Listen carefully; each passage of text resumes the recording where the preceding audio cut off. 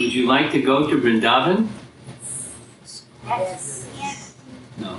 Yes. No enthusiasm. Yes. Okay, we're going to go to Vrindavan.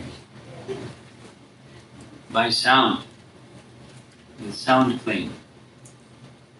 Better than aeroplane. Shabda.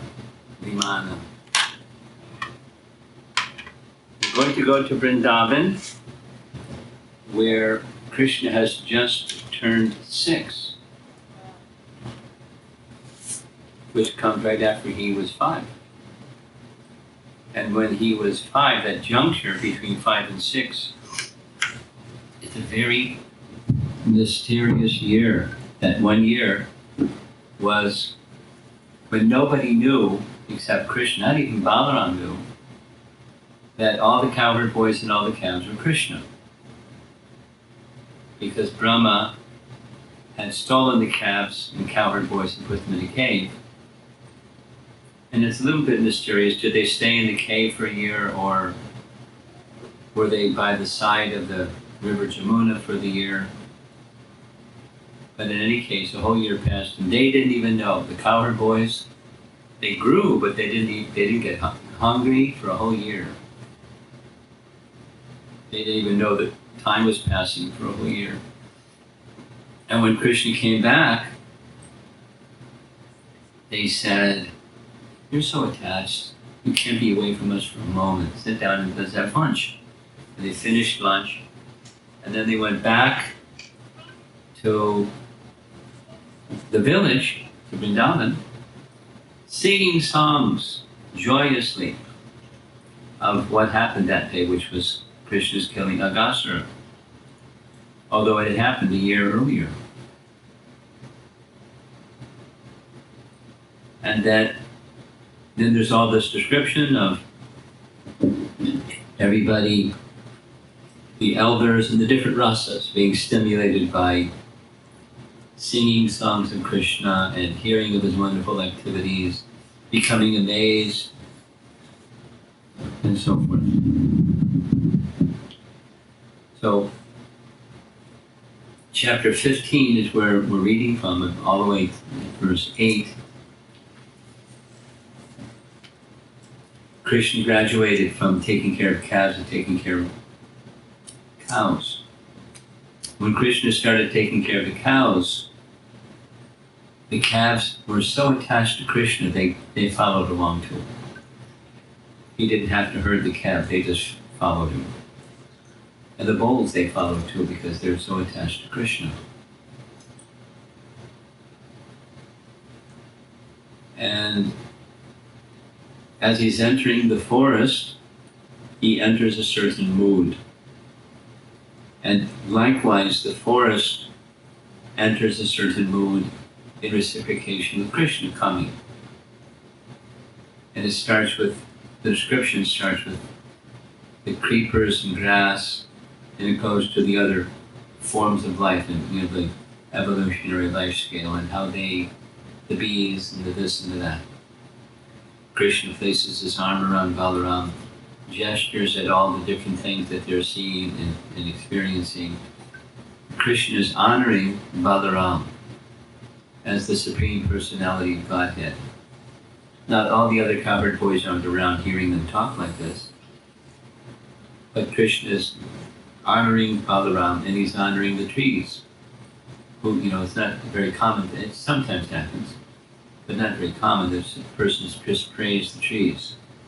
And Krishna is praising the trees, and the creepers, and the birds, and the flowers on the trees, and touching the leaves as they're moving along, how they're blessed by Balaram's touching the leaves of the trees, and so forth. We're in Vrindavan, in the forest of Vrindavan, and Krishna is reciprocating. So 10, 15, 8. The earth has now become most fortunate because you have touched her grass and bushes with your feet, and her trees and creepers with your fingernails, and because you have praised her rivers, mountains, birds, and animals with your merciful glance. But above all, and this gets a lot of attention, above all, you have embraced the young cowherd women between your two arms, a favor hankered after by the goddess of fortune herself. Now, we'll read commentary, but remember, these are 6-year-old boys, and this is a pastime that hasn't happened yet. The pastime that he's referring to happens much later,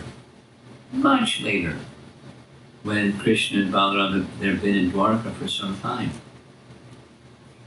And Balaram is insisting, he's the elder brother, he's insisting that Krishna return to Vrindavan just to pacify the residents of Vrindavan, because he knows. And Krishna doesn't go, so he goes. And he has rasa dance with a different set of gopis. So the acharyas explain Krishna's omniscient, he knows about the pastime before it happens.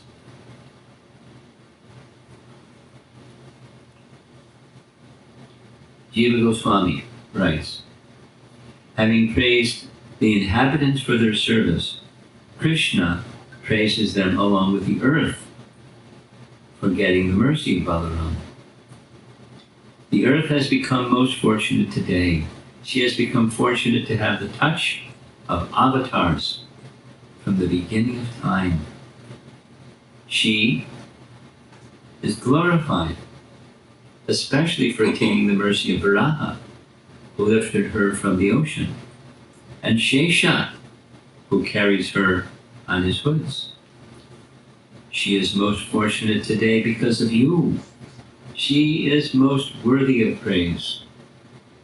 Let her good fortune be among the things that grow from the earth, the lowly grass and creepers of Vrindavan, such as Durva, are most fortunate because your foot has touched them.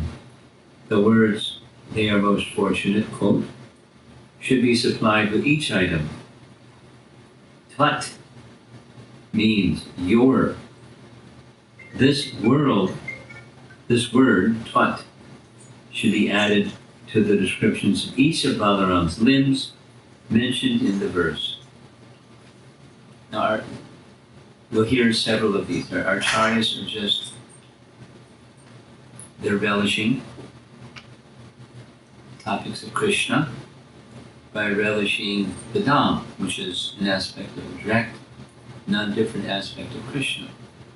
They're relishing. This is what Vaishnavas do. They're tasting something.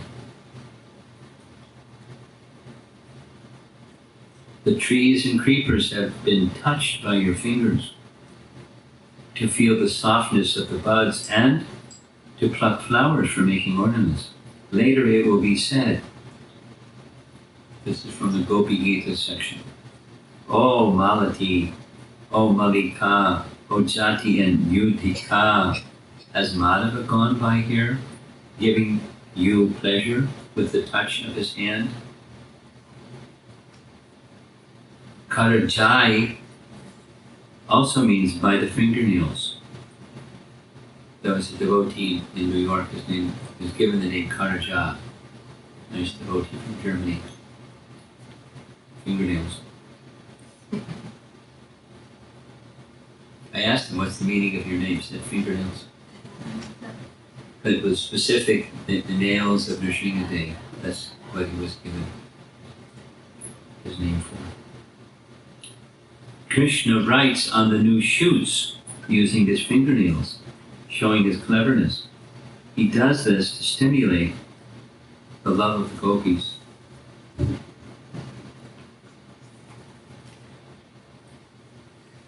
Same chapter 30. Let us ask these creepers about Krishna. Even though they are embracing the arms of their husband, this tree, they certainly must have been touched by Krishna's fingernails, since out of joy they are manifesting eruptions on their skin. Paragraph. The rivers and mountains have been touched by your feet. These words should be supplied. The feet are the main items in touching these. Quote, chapter 25, canto 10. When the rivers hear the flute song of Krishna, their minds begin to desire him, and thus the flow of their currents is broken, and their waters are agitated, moving around in whirlpools. Then, with the arms of their waves,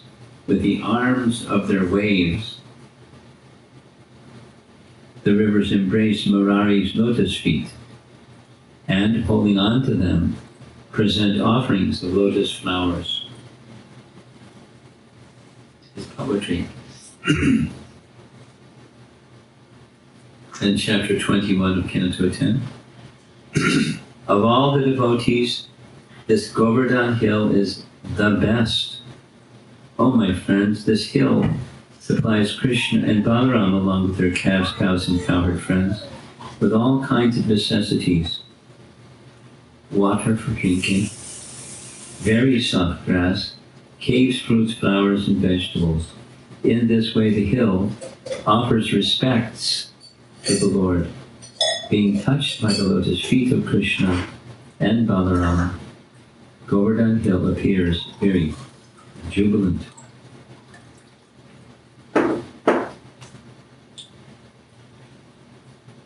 Another meaning of gopi is a type of grass. This is depicted on the chest of Balaram. Krishna hints at a marriage of the daughters of cowherds with a person born in the cowherd family and performing a cowherd occupation. Thus, he indicates that Balaram will be married with some gopis for whom he will develop attraction in the future. Even Lakshmi, situated on the chest of the Lord of Vaikuntha, desires this. This is stated by Kaliya's wives, chapter 16. O Lord, we do not know how the serpent Kaliya has attained this great opportunity of being touched by the dust of your lotus feet. For this end, the goddess of fortune performed austerities for centuries, giving up all other desires and taking austere vows. Paragraph. In other places, in Gokula, Lakshmi did not attain Krishna, since she did not have the same devotion as the gopis, and did not follow after the gopis who were qualified for Krishna. The last statement concerning the gopis and Balaram indicates the highest attainment of mercy among all beings, male or female, and for the devotees.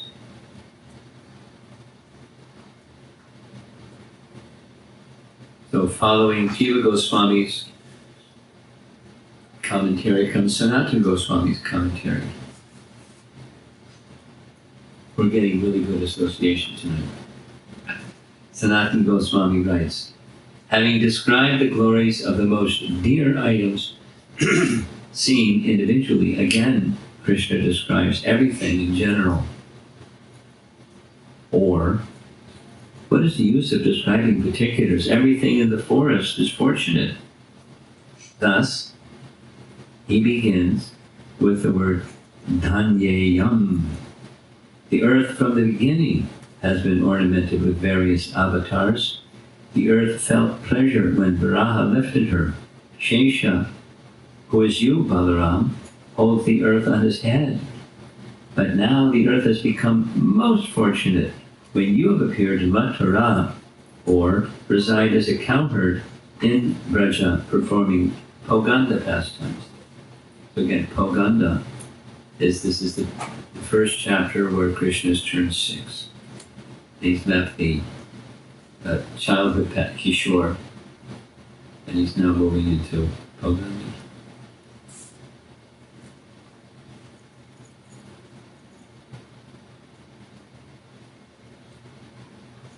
The word adya, or today, is applied to all the statements in the verse. Dhanyayam means the earth is fortunate. The word tut, or yor, should be applied appropriately in the list of Balaram's limbs, which give fortune to the items. The grass and bushes are fortunate. The inhabitants of Swarga are not here with sticks. The grass and shrubs are fortunate because of receiving the touch of your feet. The earth is fortunate because the abundance of special ornaments arising from his extraordinary feet in the places trod by the cows. The trees and creepers were touched by his nails in picking the fruits and flowers and picking leaves for making ornaments. Rivers like Yamuna and mountains like Govardhan were fortunate by the touch of his feet. Birds like peacocks and animals like deer situated in the distance became fortunate by his merciful glance. And there's a whole chapter that discusses that, chapter 35. It's a really nice chapter. Paragraph. Though he did not touch some things directly, in general everything benefited by his glance from far off. Items which had more possibility of getting the direct touch are mentioned. The gopis for whom Balaram had affection became fortunate by the embrace of his arms. Or the word api can indicate other items as well. Thus the gopis were the most fortunate of all, being the greatest of the recipients of mercy in the whole list, since they not only received his embraces, but his glances and the touch of his fingernails and feet. To say that Lakshmi, who resides always on Vishnu's chest, desires to be on Balaram's chest is not suitable. The meaning is this: Lakshmi, seeing the unequaled sweetness of Krishna, desires him and performs austerities to achieve this. Quoting the wives of Kaliya again, chapter 16. O Lord, so 16 is the next chapter after this one.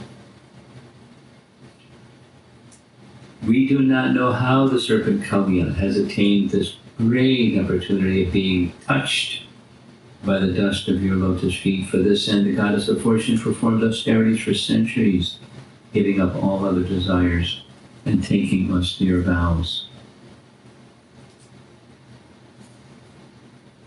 Next, this is really nice. This is long too. Sanatana Goswami in Brihad Bhagavatamrita, reciting this verse and then commenting further on this verse. So, part 3, chapter 7, text 107. 37107.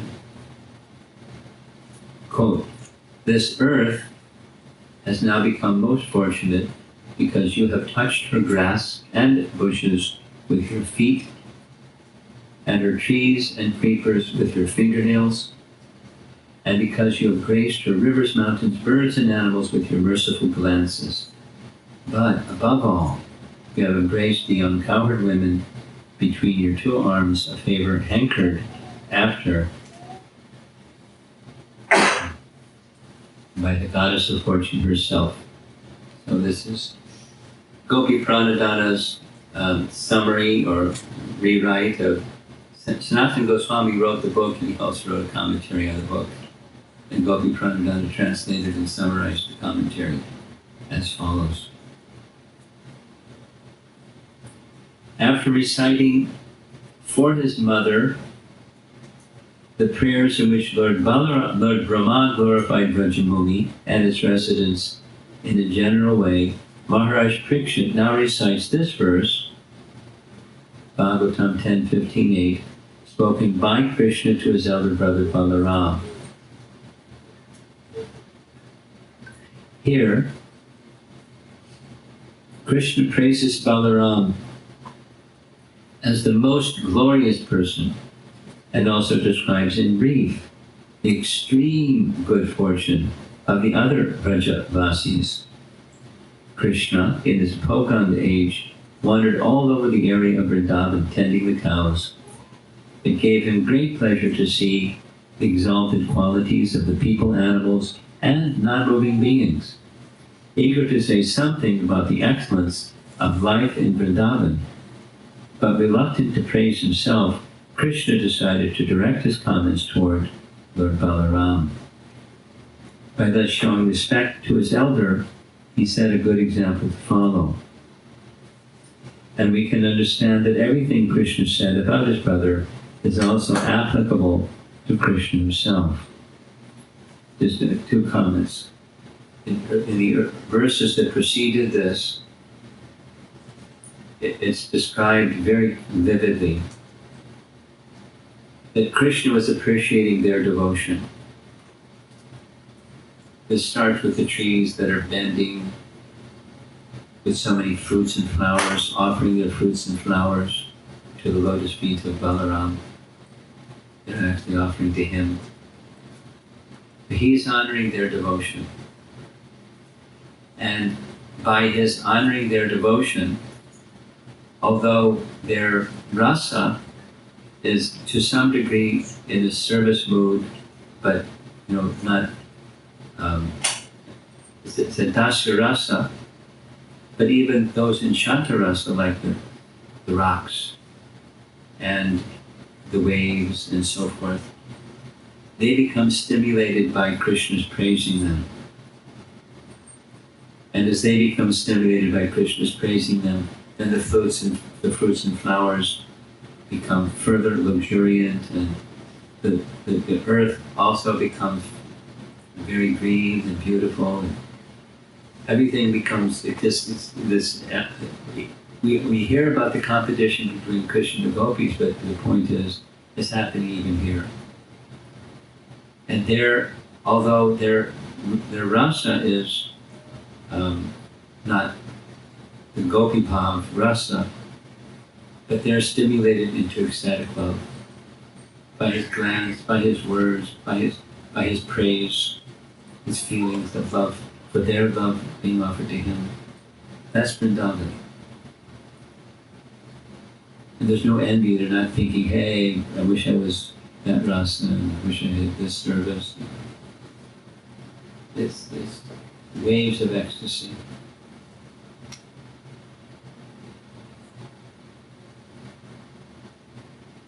And it's every day. It doesn't stop.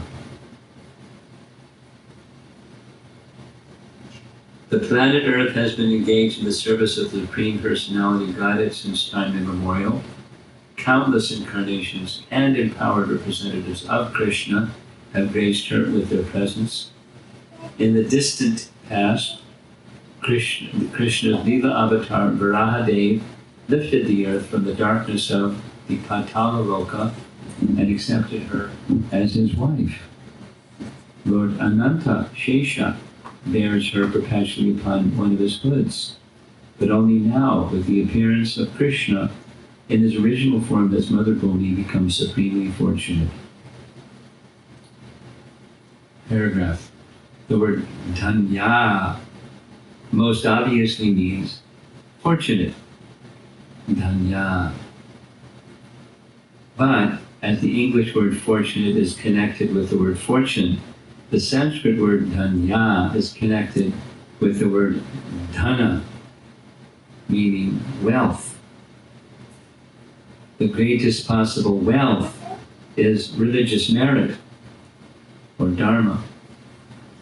And the highest dharma is prema bhakti. In Srimad Bhagavatam 11, 1939 and 11:19:27, Lord Krishna has said, this is the fourth time I've come across this. It's an important statement that Krishna makes to Uddhava. Dharma is the most desirable wealth of mankind. Dharma, ishtam, dhanam, pumsam. And dharmo mad bhakti krit proktaha. Dharma is actual religious principles are said to be those which lead one to my devotional service.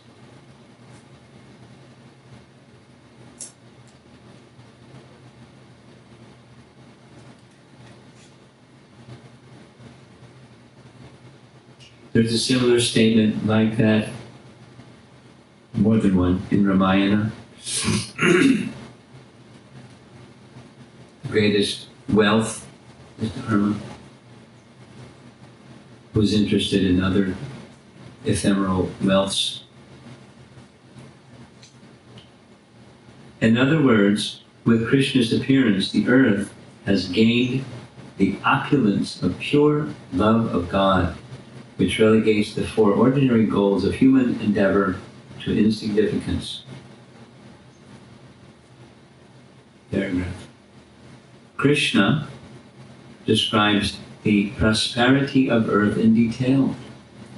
Her plants, bushes, and grass are much more fortunate than those of Swarga and the other higher planets, because the Supreme Lord, having descended to the earth in Srimathura, in the role of a cowherd boy in the cowherd village of Nanda Maharaj, is touching those plants, bushes, and grass with his feet. And there's another whole page. This Sanatana Goswami is really into it.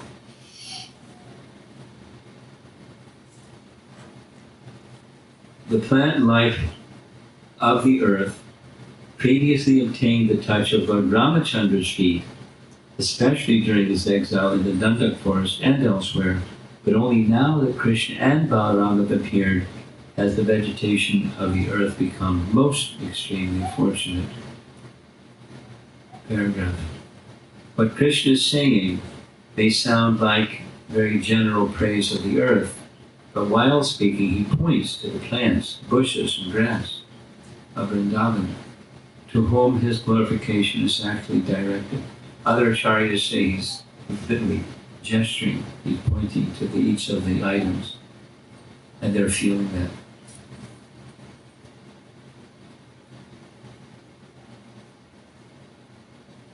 Particularly during his Poganda Leela, the land of Vrindavan has become most fortunate, for he displays his pastimes of tending the cows all over Vrindavan and makes known the unique rasas of this time of his life. Paragraph. Even more fortunate than the plants, bushes, and grass are the trees and creepers of Vrindavan, for Krishna, to pick their fruits and flowers and take their leaves, twigs, and so on, for decorating his body, touches them with his hands. And more fortunate still are the rivers, like Sri Yamuna, the mountains like Sri Govardhan, the birds like the peacocks, and the wild animals like the black deer, for Krishna favors all of them by his merciful glances. It is true that Krishna casts his glance all over Vrindavan, but the good fortune of the rivers, mountains, birds, and forest animals is described here as special because of the special pleasure Krishna enjoys from drinking and bathing in the waters of the river, climbing the mountain peaks, and resting in the caves of the mountains, and playing with the birds and animals in wonderful ways.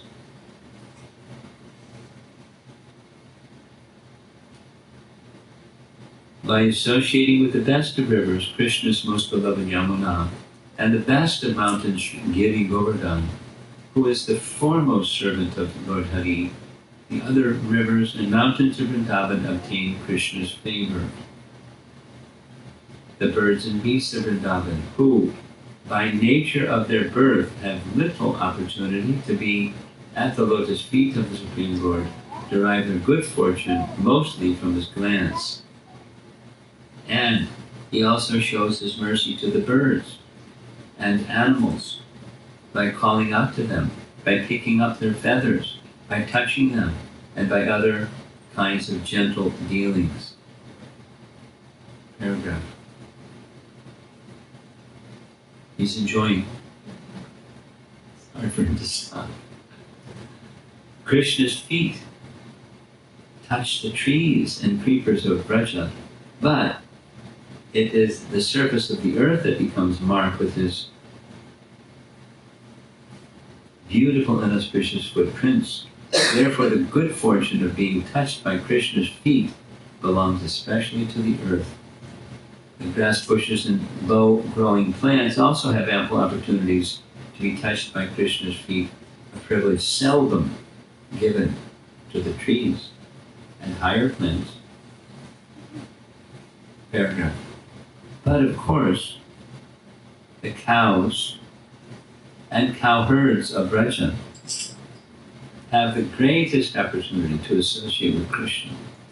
Although the cows and the young cowherd boys who tend them with Krishna and Balaram are not explicitly mentioned in this verse, they are far more fortunate than the plants and other animals. Most fortunate of all, however, are the gopis, whose hearts are always drawn to Krishna. Just as Krishna, by glorifying the earth, is actually glorifying only the land of Vrindavan, so by mentioning the gopis, he is referring only to the cowherd girls of Braja, not the gopis of any other place. The goddess Sri cannot have the good fortune of the gopis of Braja, but can only aspire for it as a distant goal. The gopis, favored by the embrace of Krishna's arms, are more fortunate than the birds and animals. He glances upon the trees and creepers. He touches with his hands. The grass, plants, and bushes he touches with his feet, as indicated in the end of this verse by the word api, or also. The gopis also receive the same opportunities as all the others.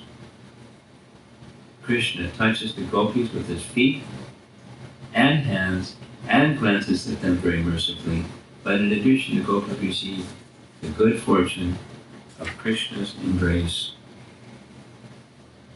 In Vrindavan, therefore, the gopis are surely Krishna's most favored devotees. And we're not done yet.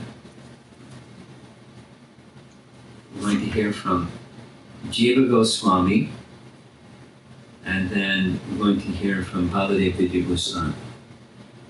This is a continuation from the previous class on this verse. It's a nice verse.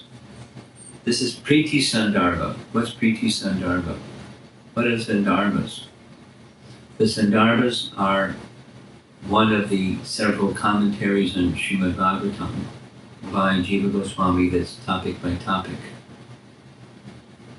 And as the knowledge of the Vedas has three main divisions, Sambandha, Avideya, Prayojana, knowledge of the relationship of all things with the source of all things, acting in that relationship with the source of all things, and the fruit of acting in the relationship with the source of all things, the fruit being priti or prema. So this is describing that stage of bhakti. And this verse gets attention.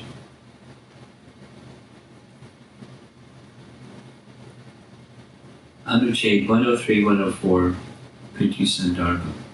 Here someone may protest, so as a continuation of an earlier discussion. Here's a doubt.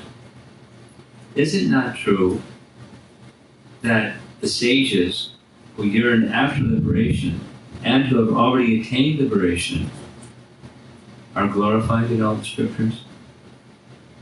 How can the devotees be superior to them? Why would the sages desire anything but liberation? Unquote.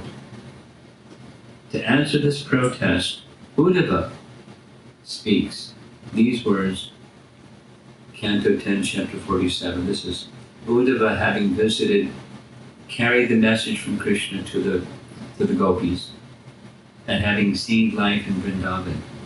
He's now speaking about life in Vrindavan. Text 59 from that chapter 47. How amazing it is that these simple women who wander about the forest, seemingly spoiled by improper behavior, have achieved the perfection of unalloyed love for Krishna, the Supreme Soul. Still, it is true that the Supreme Lord himself awards his blessings even to an ignorant worshipper, just as the best medicine works even when taken by a person ignorant of its ingredients. Good example. Good example.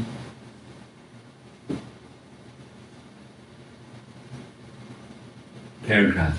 In these verses, from beginning to end, Sriman Uddhava's great devotion to the Lord is clearly seen. Here someone may protest that the gopis' relationship with Lord Krishna was adulterous and therefore immoral. This protest is answered by these words spoken at the conclusion of the description of the rasa dance, 11:33-35.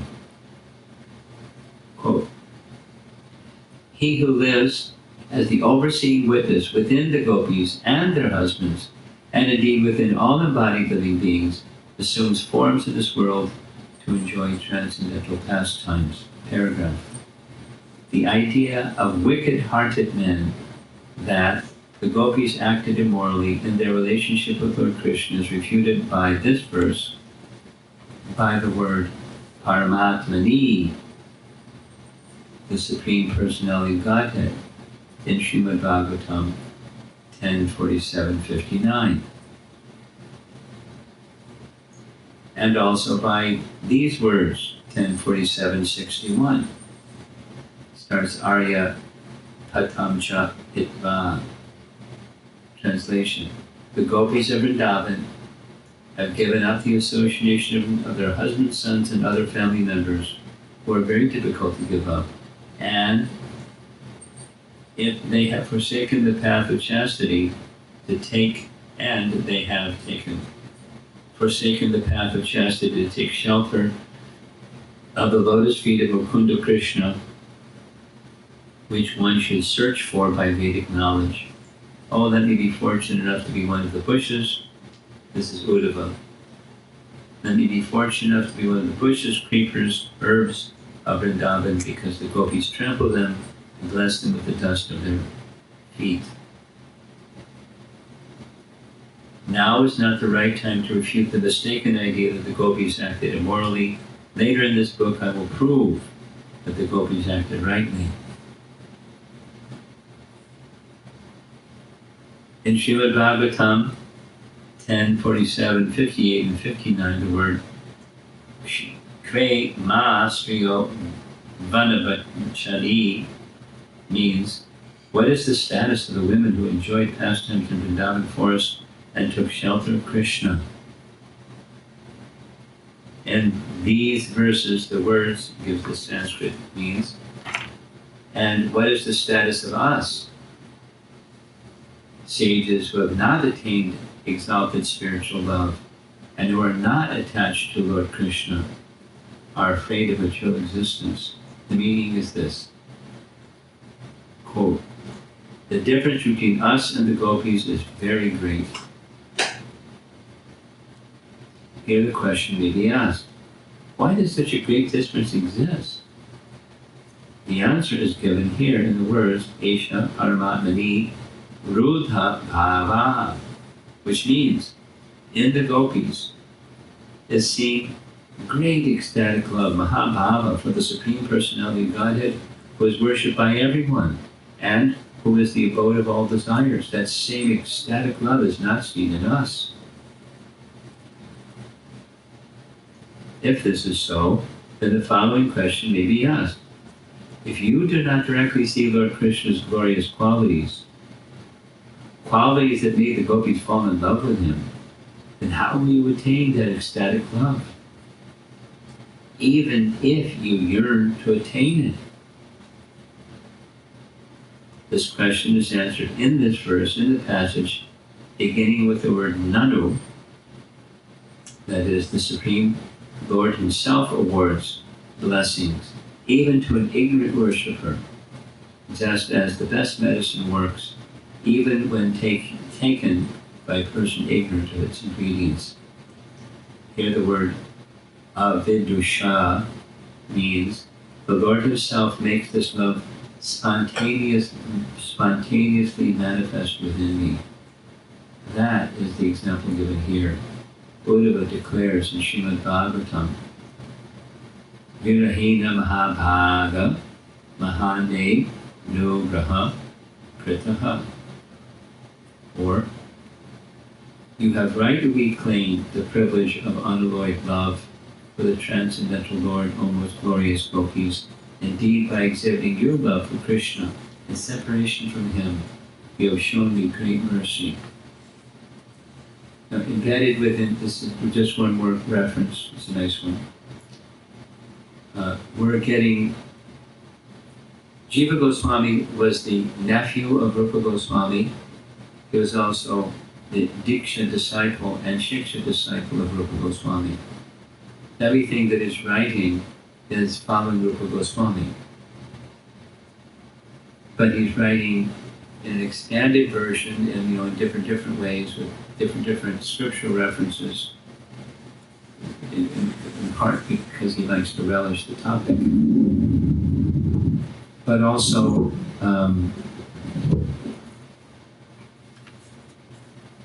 he's spelling out the process that Lord Chaitanya gave us. The process that Lord Chaitanya gave us was properly following vidhis, but properly following vidhis can take one to a certain stage of elevation. And then there's another stage of elevation, a spontaneous stage of elevation. In Rupa Goswami's language, it's Raganuga Bhakti that takes one into Bhava Bhakti and Braja Prema. Even the great sages, even the goddess of fortune, etc., there's nothing wrong with them. They're perfect and pure. And yet there's something beyond perfect and pure. Or there's something beyond Shuddha Bhakti that arises from Sadhana Bhakti. And that's the spontaneous stage. And it's being expressed, but it's just imparted. Or it's a gift bestowed upon someone.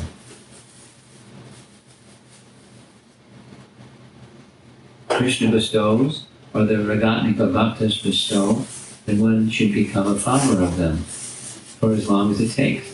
Like Lakshmi, however long it takes to become a follower of the gopis, because they're more exalted than the goddess of fortune, which is pretty amazing.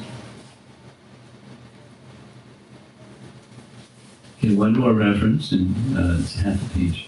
This is Baladev Vidyabhusan making a commentary on Laghu Bhagavatamrita. What's Laghu Bhagavatamrita? It's a book written by Rupa Goswami, and the essence of the whole book, it's now a BBT publication, it's this thick. On your bookshelf, it's that thick. It's just describing incarnations of Vishnu. That's the topic. Here's the verse. The verse is Krishna speaking to Baladev. This is 10:15:8. I won't read the translation again. Here's his commentary. This verse shows the supreme position of Krishna. Since even Lakshmi, the consort of Narayana in Mahavaikuntha, desires Krishna. Oh, Balaram, today the earth is most praiseworthy because her grass and bushes have been touched by your feet, and the trees and creepers have been touched by your fingernails for taking flowers. The Jamuna and other rivers in Govardhan and other mountains are fortunate to have received your merciful glance. The Shamalata creepers or the gopis are fortunate for having contact with your chest, which are the queens of Vaikuntha, which the queens of Vaikuntha long to embrace. They were attracted to this courage. He quotes, Prayo Virarata Striyaha. Generally, women are attracted to a man's courage. They had heard of Balaram killing Pralambasura, Now, it hasn't happened yet. This is an example of purvarag, attraction, even before seeing the Lord. Purvarag. It's a Rupa Goswami term, and it's being expressed by Baladev Vidya Goswami in his commentary on a verse from Lagu Bhagavatamrita. Just a little, that it's nice. The Purva Rag. So it's a loving feeling, a loving attraction, Raga, even before the sight of something or even before something happens, in the anticipation of something that has not yet happened.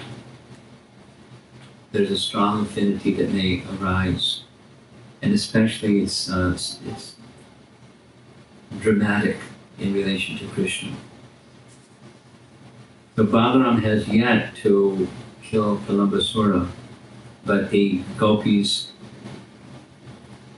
having some intuitive understanding that he's going to perform wonderful activities, that he's very heroic.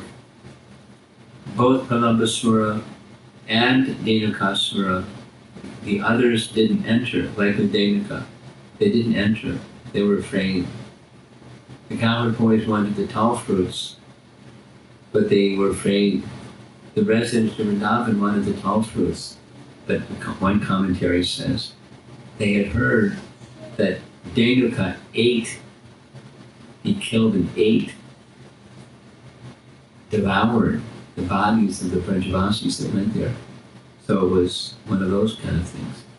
Balaram fearlessly went in, very courageous, and showed his prowess, and everyone was, yay! Let's get the tall fruits. So he's Purvarag. He's being appreciated, and there's attraction for him, knowing his courageous capacity and power and so forth. And feeling protected, but more than just feeling protected, feeling affection and attachment. That's life in Vrindavan, and Krishna's only 6 years old. Very special pastimes.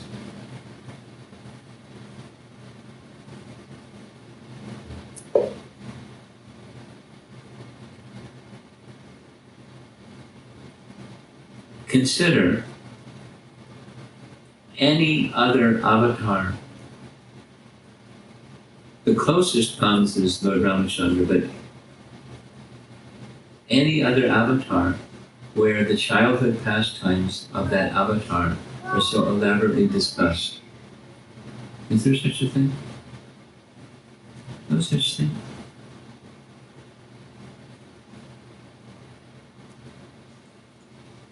And the pastimes of Krishna's childhood activities are so charming, and especially with the help of our acharyas, so much filled with rasa. We're going to have a whole other class. This is class number 2. We're going to have class number 3 just on this verse. So much, and our acharyas are just very happy discussing the topics. These are stimulations of ecstatic love. These topics are meant, but Krishna performs them to stimulate the love of the residents of Vrindavan. They're narrated by Shukadeva Goswami and expanded upon by our acharyas. And we're doing the same thing, just following them. It's a stimulation of ecstatic love. And we're far, far away from love for Krishna. But these activities, same activities, have potencies that are very special. Very special. So we'll continue tomorrow, having our acharyas stimulate our ecstatic love for Krishna, even though we don't know what's going on. It just sounds nice. Let's see if there's some discussion. We have a portable microphone. You just raise your hand. I'll pass you a portable microphone. You have something. Okay. Maharaj, you read the passage where it was talking about why the affairs between Krishna and the gopis were not immoral. I couldn't clearly understand the explanation that was given by our acharyas. If you can please explain it.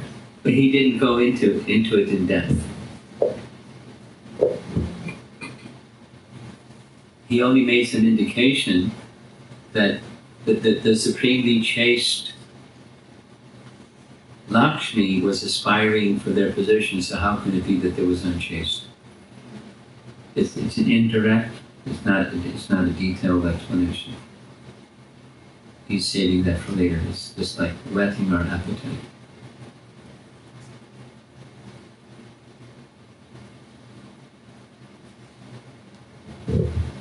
When Krishna was born. When Krishna was born. When was he born? You want to know the date? No. What do you want to know? I didn't know that when he was born. What's the date? You want the date? Yeah. But we're used to saying 5,000 years ago, but it's every year is 5,000 years ago.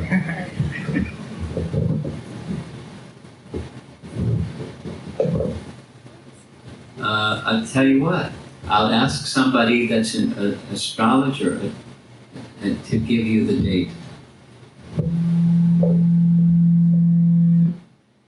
You know, it's calculated by movements of the sun and the moon. It's calculated by movements of the sun and the moon. And exactly, you know, which configuration of sun and moon juncture, I can't say. But we commonly say 5,000 years ago, so that's a long time ago. How old are you? You're 7? No, 7. 7, I guessed it. So 5,000 is a lot more than 7. So long ago, long ago, Krishna. But here's something that I'm sure you already understand. Although he was born, he wasn't born. You were born 7 years ago. But Krishna is eternal. He's the source of everything. And how can that which is the source of everything be born? Because he was already existing, because he's the source of everything. So how can he be born? Because he was already existing in his fullness. So it's a pastime. We don't do our birth isn't a pastime. We're forced by the laws of nature. Here we go, and here we come, and here we go. We don't depart at our free will. We don't take birth at our free will. I think I want to have this mom and dad and be born in this place. Off we go. We take a birth. But Krishna does like that. He chose to be the son of Vasudeva and Devaki, and that later become the son of Nanda. So it's a pastime. That's my point. We can give some date, but he's unborn.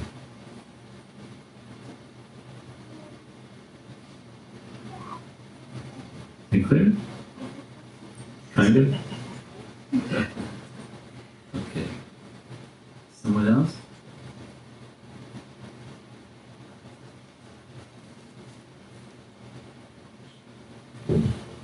Hare Krishna.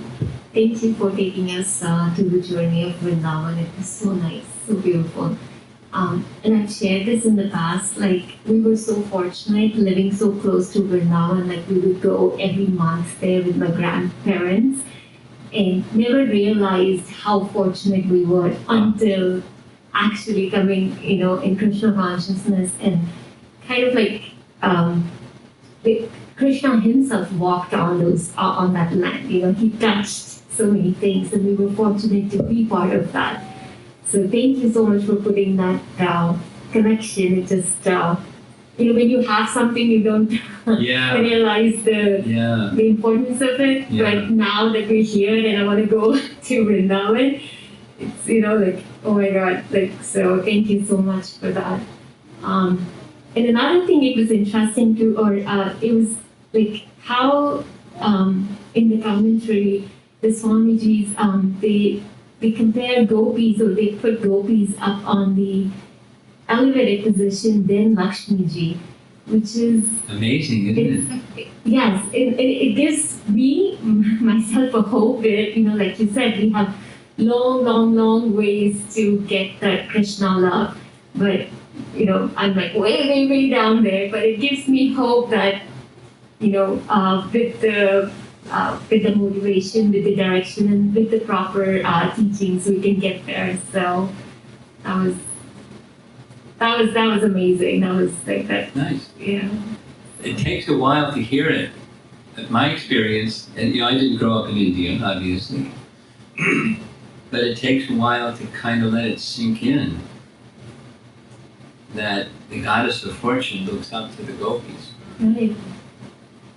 And she undergoes austerities. The goddess of fortune undergoes austerities for thousands of celestial years and still cannot enter. How wonderful are these gopis? But what makes them wonderful is they have a particular kind, an intense kind of love that just doesn't equal anything anywhere else, anybody else. And yeah, it's very special. Let me share something with you in response to the first part of what you shared.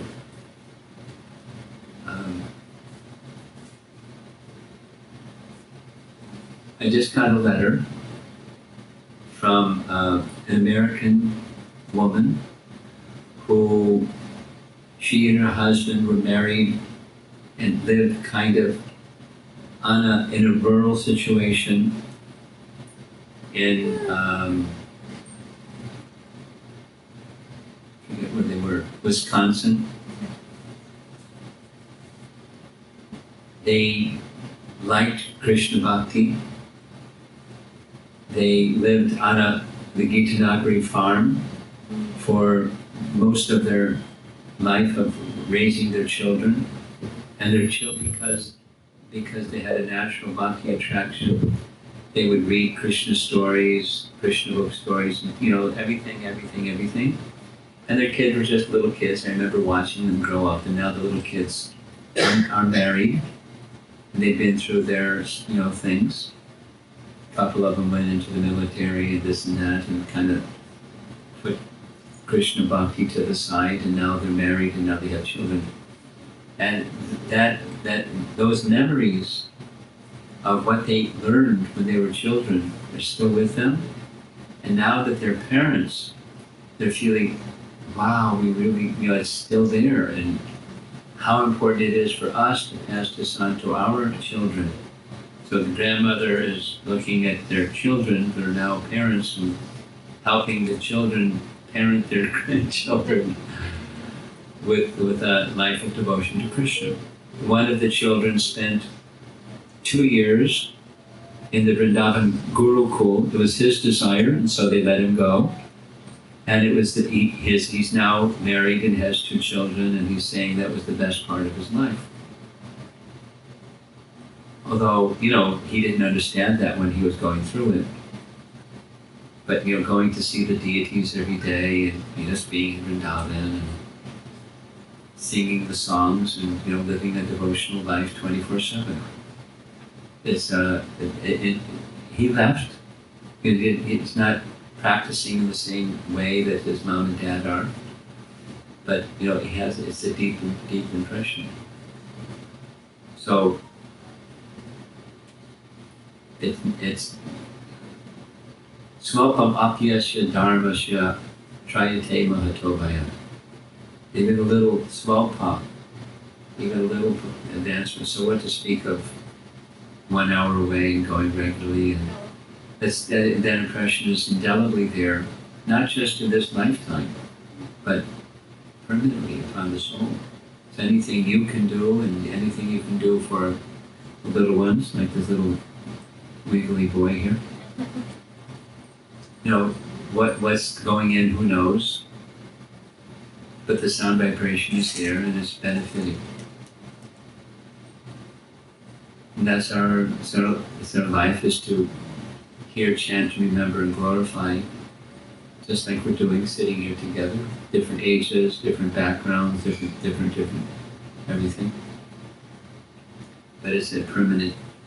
This is the gift of Braja Prema that Lord Chaitanya came to give, and here we are, journeying the topics.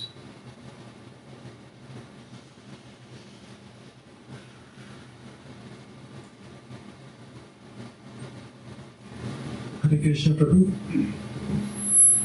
Can I see? You're on. You're on. Okay. So, thank you so much for such a wonderful session, and I have a follow-up question or follow-up thought, as you mentioned about passing on to our kids, and I'm at a juncture where my daughter is going to go to college this year, in a couple of weeks, and my son is in middle school, but I'm not at a place where they're listening to me. They're not like, I cannot teach them, I cannot inspire them. I feel kind of guilty that I'm not doing my job or I'm not teaching them the right thing.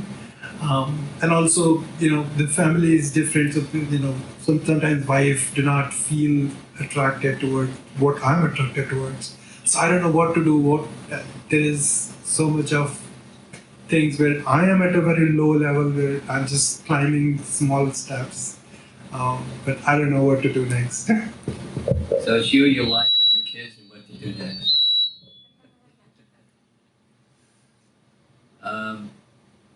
You can't wind the clock back.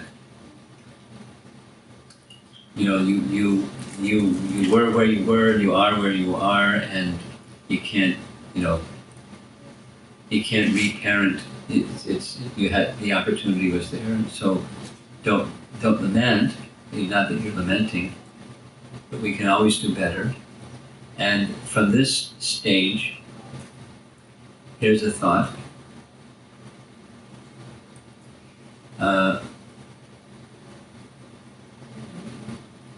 Teenage life is really tough. And the opportunity for a parent to help teach teenagers,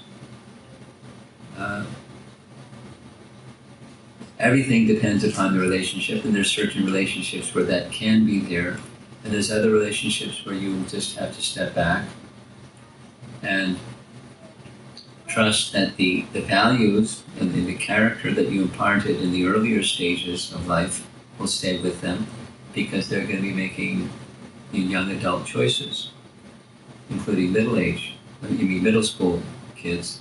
They're starting to make those kinds of young adult, what's my values, and what's important to me, and all those things.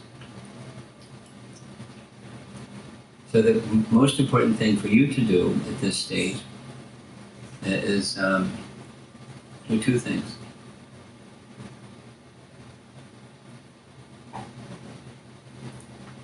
Internally become a little bit more serious. I mean, not like you weren't serious, but a little bit more serious about understanding your life mission and working on it. And if your kids see you do that, they'll notice. They may not comment, but they'll notice. And that's going to have more of an impact than you're trying to, teach them something or do something or have them not do something or something like that. Your own personal, spiritual, and character development will be noticed and have the most important impact on whatever the rest of their, growing up and their young adult lives are going to look like.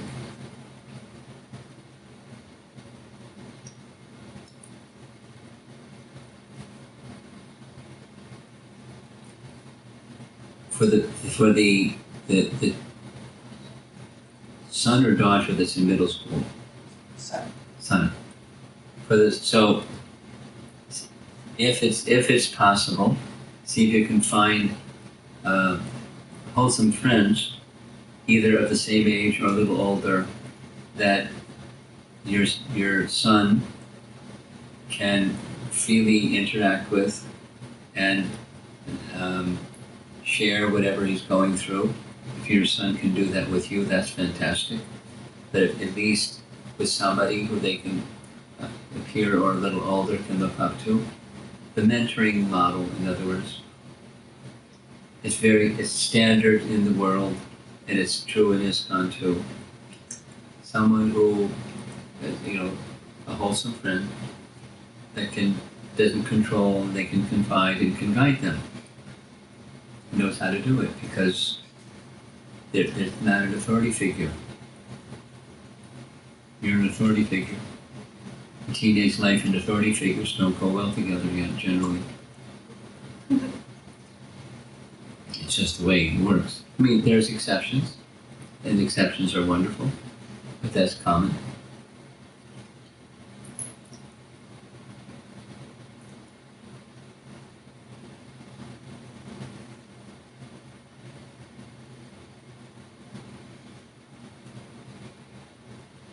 Those are two things, but you can do from at this point.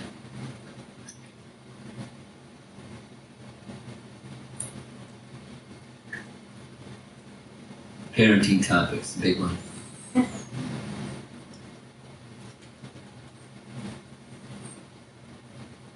I know somebody, if you're interested, I can let you know afterwards. Somebody that has a teenage son. In 2 years, or so, one more year, he's going off to college. And he's fantastic. And it's not, having a fantastic experience is not easy with a teenager, boys or girls. So he's decided to make that his full-time activity, is parenting, guiding. So he went to the trouble of becoming a certified, whatever it's called, parenting counselor or something like that. And he's been helpful with people that are in a similar boat. Everybody's boat is a little different, but a similar boat. Scratching their head, trying to understand how, not like how I did it wrong, but what do I do at this point? It's good.